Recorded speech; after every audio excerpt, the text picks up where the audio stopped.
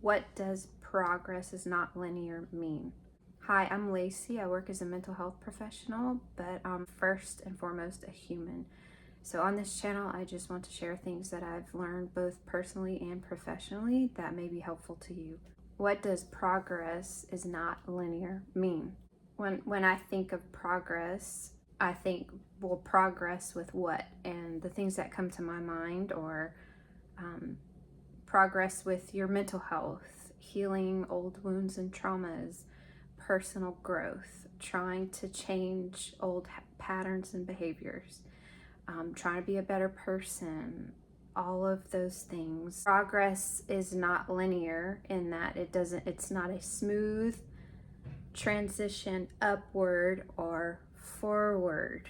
There is setbacks and bumps in the road and things that pop up that are unexpected, and it's really like moving forward and stopping and redirecting and spending time in one spot, and it can feel like you're making so much progress and then feel like you're making none whatsoever. It's not a smooth journey. It kind of makes me think of whenever somebody's trying to learn a new skill, or, I think of like professional sports players. If a person wants to become a professional sports player and they really commit to it, there's going to be gains and losses and successes and failures, and they might do really well, but then they might make a bunch of mistakes. It's like that saying, no pain, no gain. For someone to become a good professional athlete, there's a lot of pain that happens during the process of them eventually becoming really good at what it is they're trying to do. But they're committed. They don't want to give up. And that's how it is with growth and healing and progress. There is probably just as much pain as there is progress, and maybe eventually that the progress starts to outweigh the pain. Even in my own journey, I had been working on something for a long time. Things just kind of went back to the old way for whatever reason, and it felt like I had made no progress at all. But that was not the truth. The falling back was just as much a part of the journey as the progress. Anytime you fall back into old patterns, old habits, or you feel like you're not making progress, it can feel that way, but it's not the truth. You still are making progress. So some of the setbacks, it might feel like you're trying to change a behavior, and for a while you're doing really well, and then all of a sudden you slip back into that behavior, and it kind of feels like it's out of your control. You just kind of fall back, and when we recognize that has happened, it's frustrating, it can be upsetting, and it feels like we are back at square one. I can say now I don't see those moments as failures or setbacks necessarily. Even those moments are part of the healing process. It's like shedding old patterns and behaviors and thoughts, and it's actually really kind of complicated. And another thing that can happen is you might be putting in all this effort to change, and it feels like you can feel yourself putting in this effort and you feel like you're doing okay, and then you might slip back into whatever it was. I'm thinking of maybe old behaviors, old patterns, and you might see that your family and friends aren't really noticing the progress you're making or the effort you're putting in, but then all of a sudden they pick up on you returning to old behaviors, and that can feel very frustrating when you feel like you're putting in a lot of effort to change or to be better, whatever, and you kind of fall back into familiar patterns, and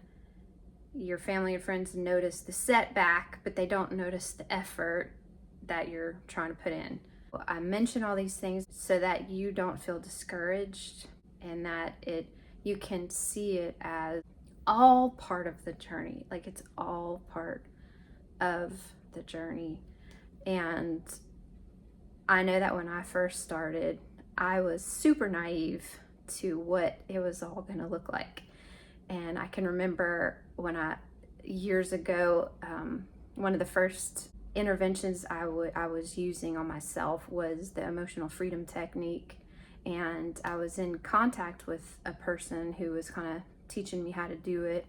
And one of the first things that we were told to do was to make a list of things from our past, starting from when we were little. It could be traumas, hurts, it could be issues, things that bothered us that we remembered. And I can remember my list. I had 27 things. I remember the number. And so we were advised to tap on all those things. If you're not familiar with the emotional freedom technique, you tap while you're bringing up these old situations and moments in time. And so I tapped on all those things, and then I emailed the woman and I said, okay, I tapped on all 27 of these things. Am I done?